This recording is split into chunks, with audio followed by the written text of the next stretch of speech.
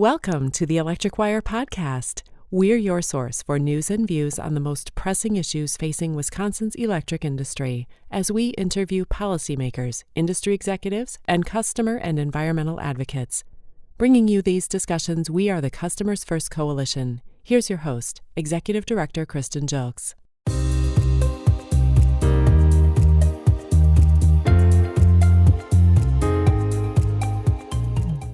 Welcome to a very special episode of the Electric Wire podcast. I'm Kristen Jilks, and we recorded this episode on site at the Beloit College Powerhouse, which is a former coal plant along the Rock River in southern Wisconsin that has been transformed into a student center for Beloit College. You'll find pictures from the Powerhouse on our Twitter page at the Electric Wire, and the audio version that's on our YouTube channel has accompanying video and pictures edited in so you can see the project as we're discussing different elements throughout the interview. Dan Schooff, the Chief of Staff and Secretary at Beloit College, joins as our special guest as he led the efforts to convert the power plant into the amazing student union and activity center that it is today. A few colleagues joined me for the tour of the Powerhouse before we recorded this, and I asked them to help me interview Dan as well. Many listeners will recognize the voice of Matt Spencer of Madison Gas and Electric, a frequent co-host on the podcast. We also have Susie Schooff, Dan's big sister, chiming in. Susie's consulting firm based in Madison is Forward Public Strategies, and she counts Clean Wisconsin as a client in the energy space. In the interview, we'll discuss the transition from power plant to student center and some of the unique energy efficiency related projects the team took on to make the project as sustainable as possible. I'll turn you over now to our interview with Dan.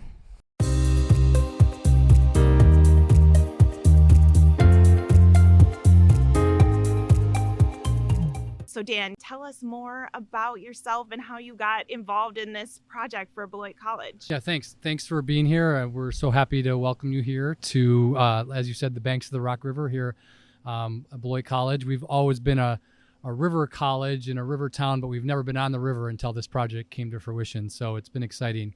So my background, I'll be brief.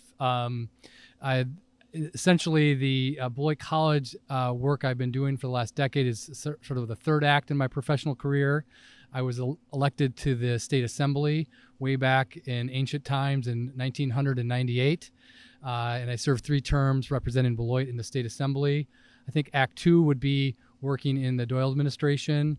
I first worked in Department of Administration in the Energy Division, overseeing the Focus on Energy program, and then moved over there less than a year later to be the Executive Assistant or Chief of Staff at the Public Service Commission, which a lot of us know that role as well. And then I was drafted into service to run Governor Doyle's reelection campaign in 2006. And then for the second term, I was the Deputy Secretary of the Department of Administration for most of the time. And during the last half of 2010, I served as a Secretary of Department of Administration, which one of the roles of that is to tip up the transition office in case the different governor or gets elected, which in that case, Governor Doyle was retiring. And of course, Governor Walker was elected. And one of my roles was to literally turn the keys over to Governor-elect Walker and his chief of staff at the transition off the day after the election. So I literally handed the keys to state government over to Governor Walker or Governor-elect Walker and Keith. So just a little way to bring this home, Kristen. Very cool, yeah. Yes. Well, thank you. And I heard that was a very smooth transition. Yeah. So we all remember. Okay, so tell us about the project that you've been working on since you got to Beloit College. Yeah, so back in 2009, when the round of clean energy rules were put into place, Alliant Energy had decided to decommission the Black Hawk generating station. So this is a 50 megawatt former coal plant that had been converted to gas, was part of their capacity, a small part of their capacity, but it was an operating power plant. They had decided to retire that. Of course, it didn't make sense to retrofit this with the expense that would go into that. And so they announced the closure. And at the same time, new president was hired at Beloit College, Scott Bierman. And one of his jobs was to essentially, a board of trustees says, here's these things you have to do. And one of them was to build a new rec center. But that's sort of it. There wasn't plans or sort of a vague location that it might be built. And it was the president's job to figure that out. Well, he's a runner, and he was running by this building that had just been announced for closure. And he's like, this is a big building. And it looks to be, built well. It was brick and steel. And he reached out to Alliant Energy and said, hey, what are you going to do with this place? It's right across from It's Beloit right College, across from Beloit College. It sits on the river. Pleasant Street, Highway 51 is the only thing between this and Beloit College, right near the dorms. And so could this thing work for just our rec center? So that's how that got started in late 2009, early 2010. I don't know any of this is going on. I was sleeping in Beloit those nights, but I was mostly spending my time in the Department of Administration building. So fast forward to 2011, and I had opened a consulting business, and I was knocking on doors in Madison and in Rock County, and I reached out to President Bierman after I'd heard that he had this project in mind, and I basically made the case. He jokes about it, and I think I kind of said to him, I heard you have a fixer-upper on the river. And he said, well, yeah, I do. And I made the case, I hadn't met him before this meeting, that, boy, you are going to have to deal with Alliant Energy, you got a small liberal arts college, and investor-owned utility have nearly nothing in common. You're a big customer of theirs, but that's, you start from that starting point. You have the Public Service Commission, you have the Department of Natural Resources, DOT. I made the case that he needed my help to just guide him through that. And really, it was a short-term deal. That was the start of it in 2011, was help him get through that early phases of working through that. So that's how I got to Beloit College originally in 2011. You mentioned some of the partners that you knew that you were going to have to work with. Can you tell us more about the partnerships on this project, from transitioning to former coal plant to student union / activity center? Yeah, so the first and foremost, it's Alliant Energy and / Wisconsin Power and Light, because that's still their technical name of the utility here in Wisconsin.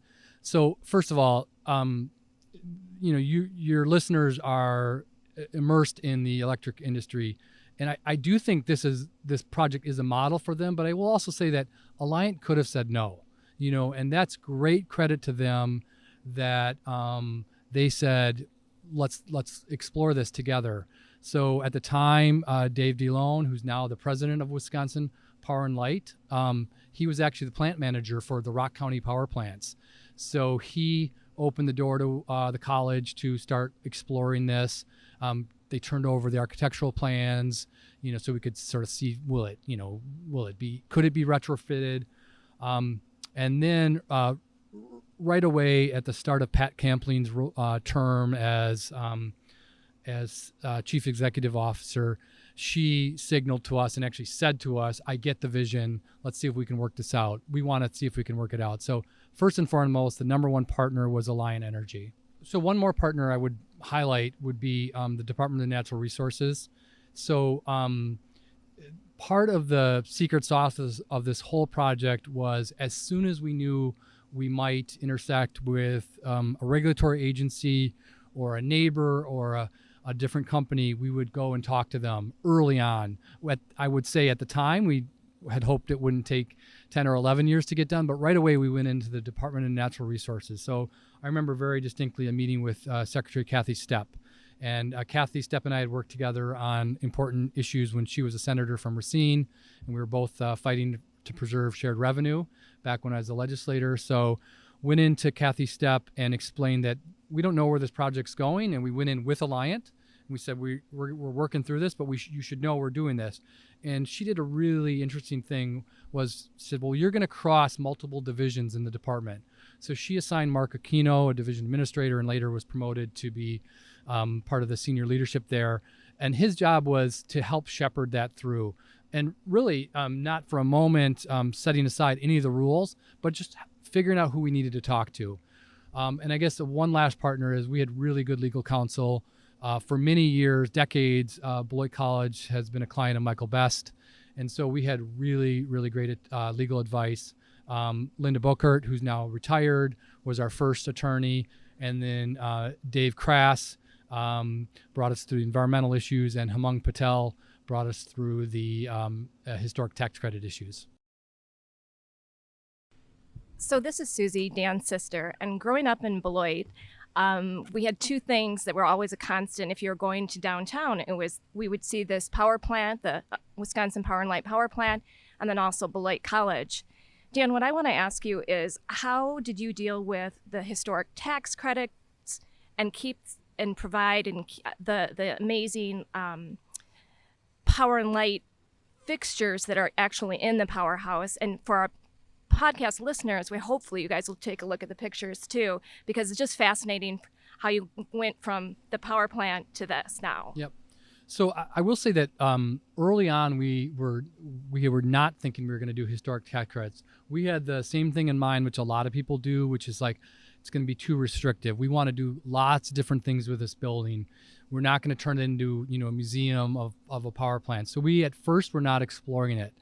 And the thing that changed our minds to really start exploring was our fundraising had slowed down.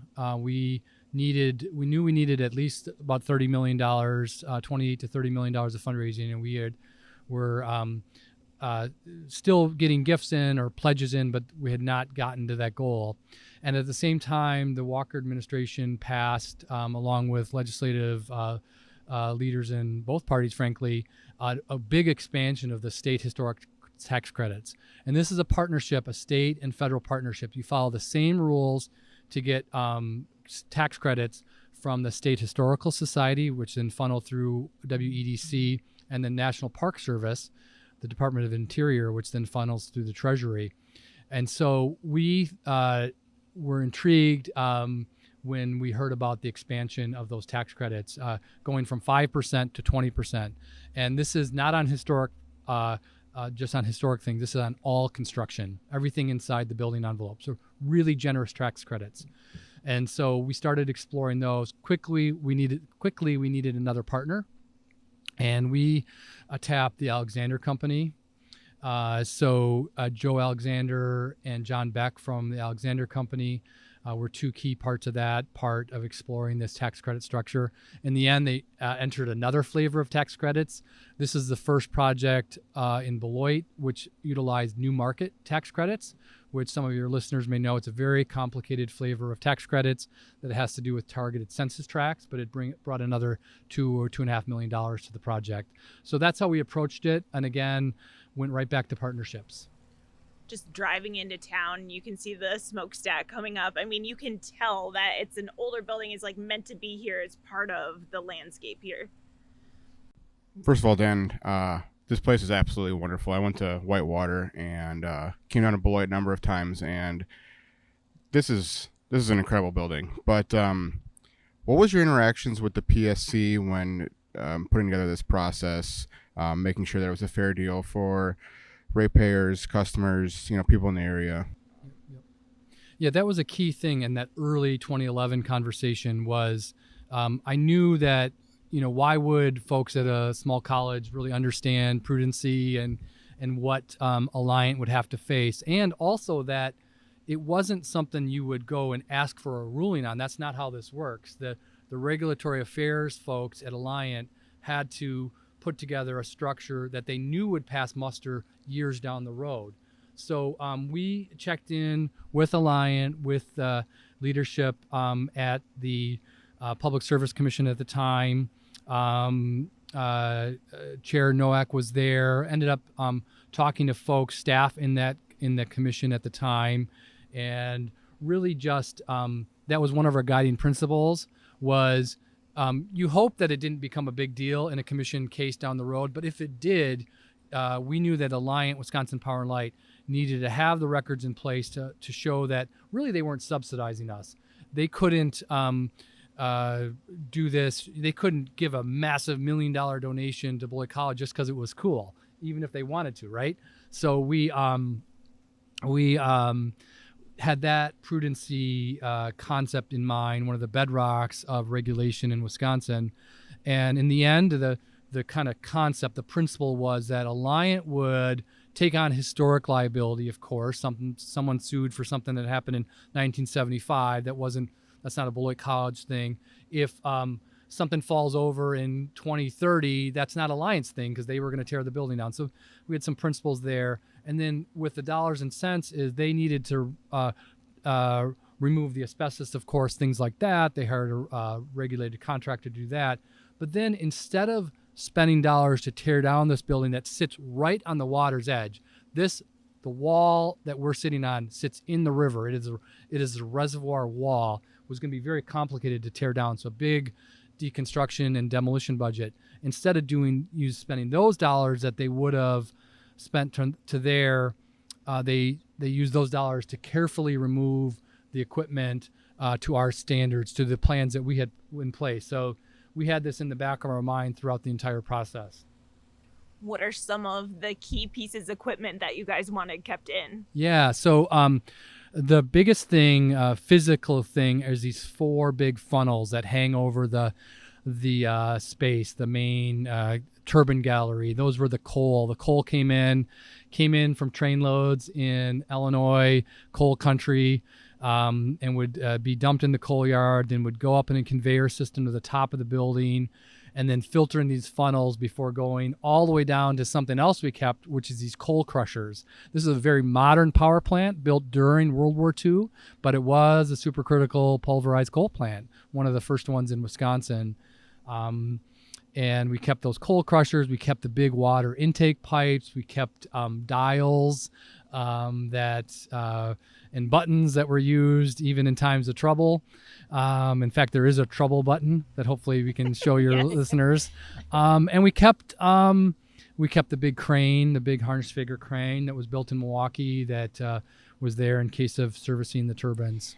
So Dan, for our listeners, could you sort of walk through like what's really going on inside of this amazing building for the students and for the community?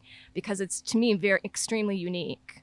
It is. And we set out to do something unique in higher education, which is instead of building a student union building, then 10 years later build a rec center building or an athletic building, we pushed these together. So yes, it's in a really cool historic power plant and has really cool things kept behind. But maybe the magic is the program. So we have a really world-class student union that's just immersed in a fitness and recreation center.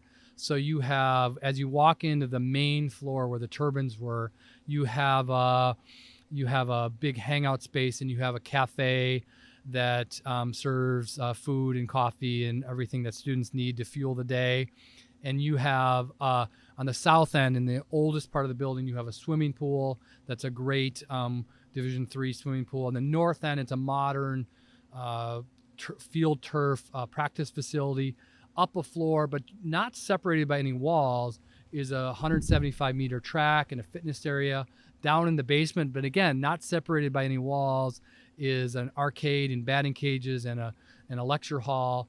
And up on the very top is a kind of a meeting room for the campus and community to use to rent out and so on. So the magic is the interplay of student unions and rec centers. And we think that's something that's you can replicate in other campus buildings, not just in historic power plants. I love it. Okay, so when we were inside, there's not just all these cool student union features, but tell us about some of the unique heating and cooling systems you all installed to make this a very energy efficient facility. Yeah, so early on, we put together our core values, and we had them up on the wall of the planning area, and it really there was things you'd recognize about how much we value education and experiential learning and value our community. But one of the things was we value sustainability. So that was a core value that the project team brought to it. So the biggest thing you can do is not tear down and throw away a building, but just that alone wasn't enough for us. So we did, we are in the final stages of getting LEED Silver certification. So we did that, which brings with us lots of standards. But we did go beyond that. So the key thing in the building, and really unique in North America, is we have a river source geothermal plant that heats and cools the building through radiant heating and radiant cooling. So we have these radiant panels and then pipes embedded in a lot of the new concrete floors that actually cool the building in the summer and then heat the building in the winter. And what some really magic came along with that. So what's great about that is that we separated our air handling system. So we have a dedicated outdoor air system, or DOAS, if you're a building engineering, a building science geek.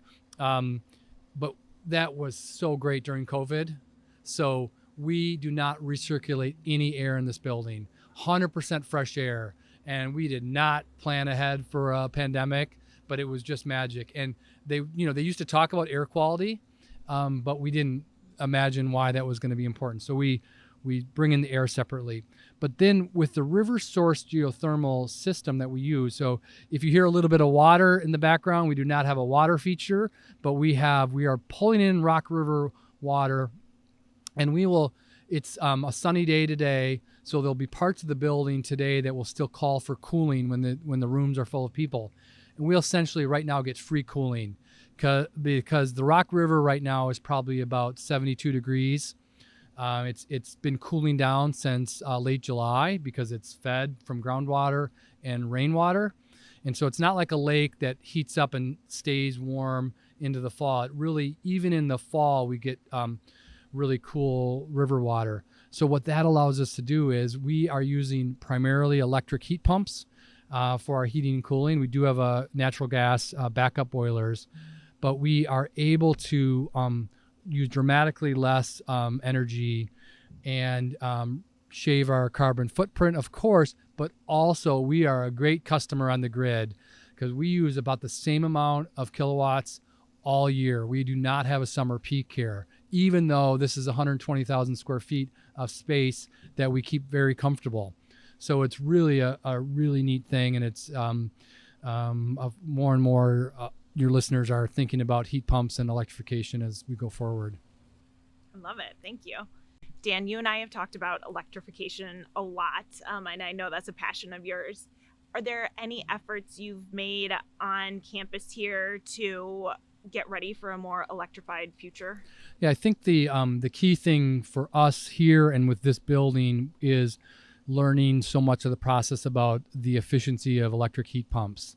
And obviously the commercial sector is ahead of the residential sector in Wisconsin and throughout North America.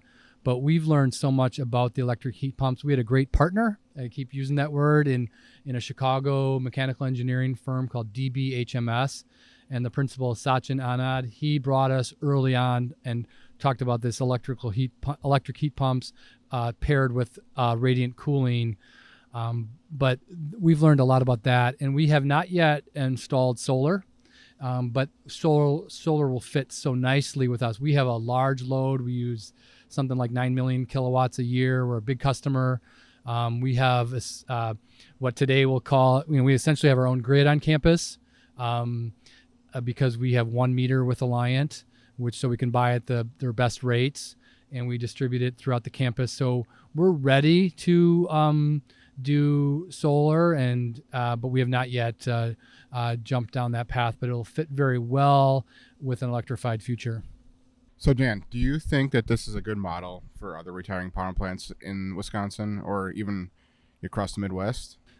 I do think it is, and we leaned on other power plants. So there were early on, we leaned on ones that people have seen, Inner Harbor of Baltimore. Just looking at pictures of that, there's a old Chicago that's a charter school. We actually visited a former railroad power plant in Kansas City that's a ballet school. That's beautiful. So we leaned on others in this plan, and I do think it is worth certainly any pre-war power plant thinking about this because of the way they were built. They built with care. They were this building has a lot of brick, but it has a steel frame, which most of them did. Anytime after the mid-20s, they were the electric utilities were on the cutting edge of building things to last during that time because they had that long vision. So I do think, Spence, it is something for stakeholders to look at. And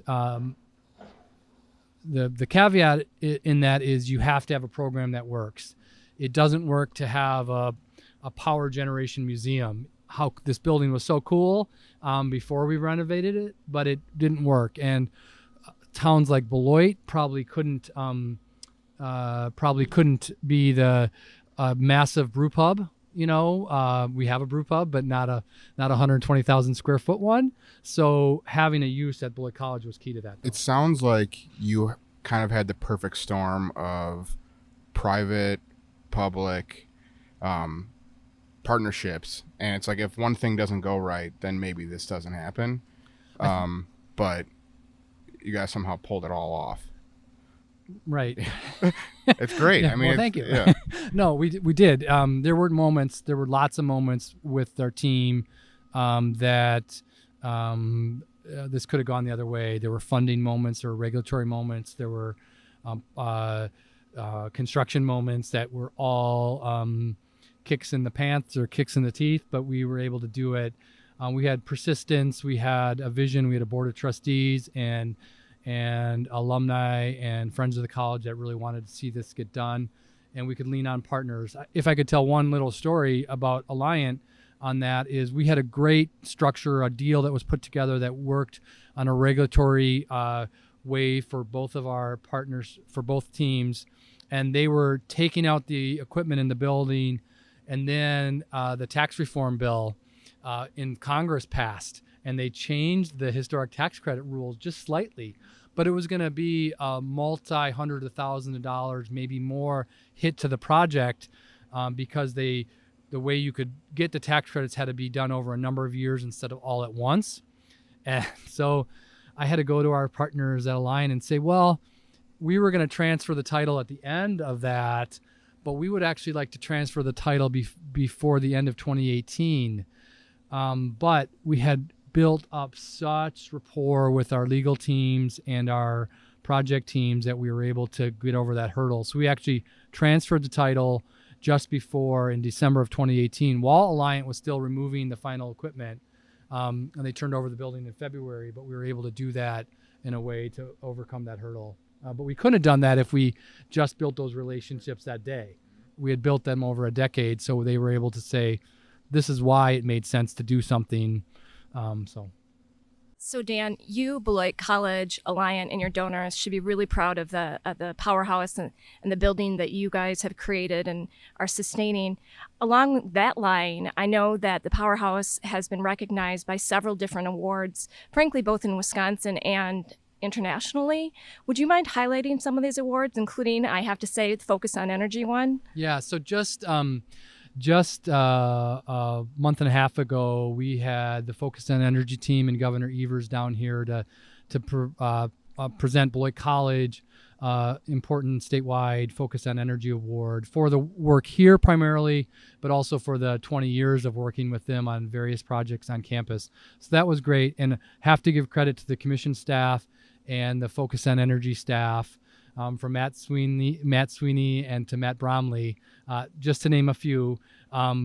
They really recognized that this had statewide implications. And I mean, you'd think that I would have said, we have to get Governor Evers down here, but I didn't. There was the Focus on Energy staff that said, why don't we try to make this a bigger deal? And I said, yes, of course, that's a great idea.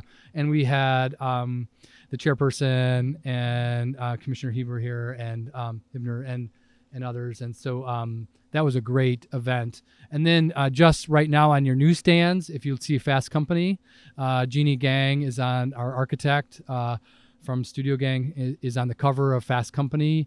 And the Beloit Powerhouse is the #1 building in the globe on all the ones that were up for their spaces and places on innovative buildings. So we have a top award there, which is incredible.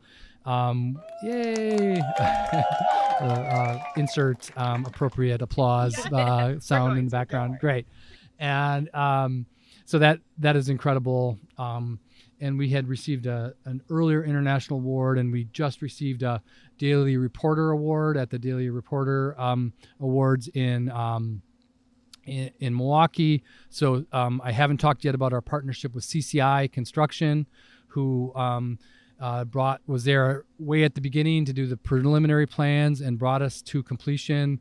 That's Beloit's largest construction company here, and they put us up for this award. And we actually got People's Choice Award. You may have seen it on my LinkedIn page where I was asking you all to call in. We actually got, there were 55 awards up, and we sort of accidentally got 39% of the votes. So appreciate our network here.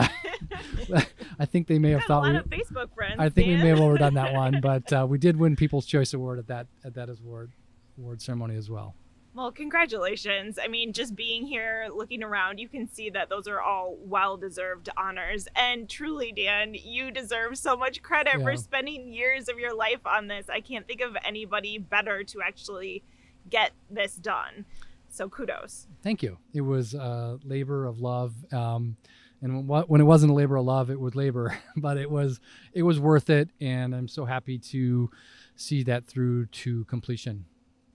And you'll see this on the YouTube page, but Dan actually has a skylight looking up the smokestack named in his honor, and I absolutely loved it.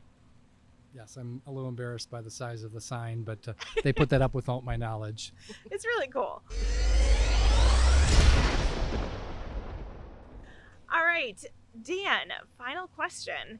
If you had all the power in the industry, what would you do with it?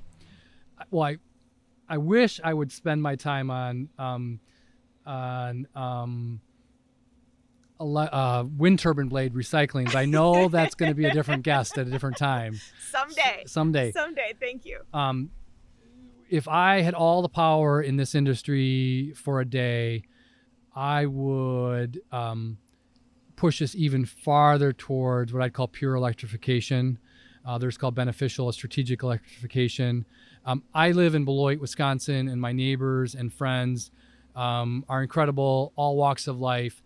I think the energy industry understands where we need to go towards our 2050 goals. I don't yet think that the rest of the world is there, the average folks. I think a lot of effort needs to be spent on taking the model of EVs, which still needs lots of work for the dealership network and the charging network, but you can see the tipping point. The teeter-totter hasn't tipped over yet, but you can see it happening with Ford and GM and everything, right? But it's not there in residential. People do not understand. I cannot go to my friends at Quigley Smart in Beloit and get an electric-only heat pump yet, and I need to be able to do that. That's how we're going to do this.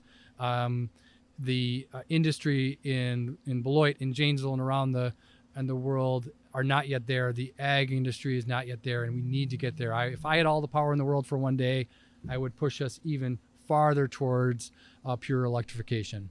I'm going to let you expound on that.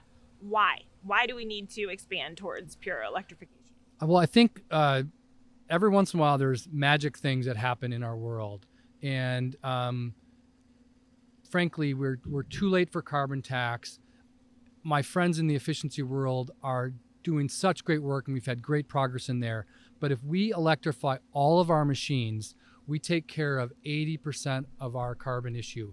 That gives us time to tackle cement and concrete plants and the steel industry, these big global problems. We take care of 80% of our emissions, and you all, the electric industry, needs to be ready to at least double or triple capacity. I get we're not there. Just today, there's a Wall Street Journal article saying that, boy, we're not quite there. But if we electrify all of our machines on the road and in our buildings and in our industry and on our farms, we take care of 80% of our problem, and it's our one shot to meet our 2050 goals. Thank you, Dan. It was awesome being here for the tour and awesome chatting with you about this project. And thank you to Susie and Spence for joining as well. Thanks. I really enjoyed it, and I appreciate you putting us on the electric wire.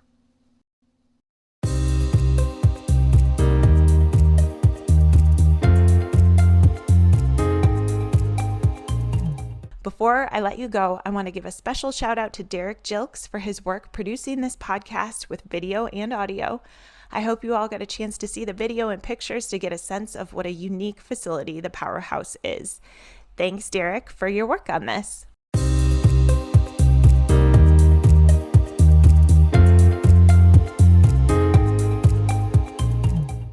Thank you to all of our listeners for tuning in. Please support our work. You can subscribe to the Electric Wire podcast if you haven't already, and you can follow us on Twitter at The Electric Wire. Thanks also to the members of the Customers First Coalition for supporting this podcast. Our members are Dairyland Power Cooperative, Madison Gas and Electric, the Municipal Electric Utilities of Wisconsin, WPPI Energy, Renew Wisconsin, the Citizens Utility Board, the International Brotherhood of Electrical Workers Local 2150, and the Wisconsin Electric Cooperatives Association. Thanks again for listening. We'll have a new episode next month.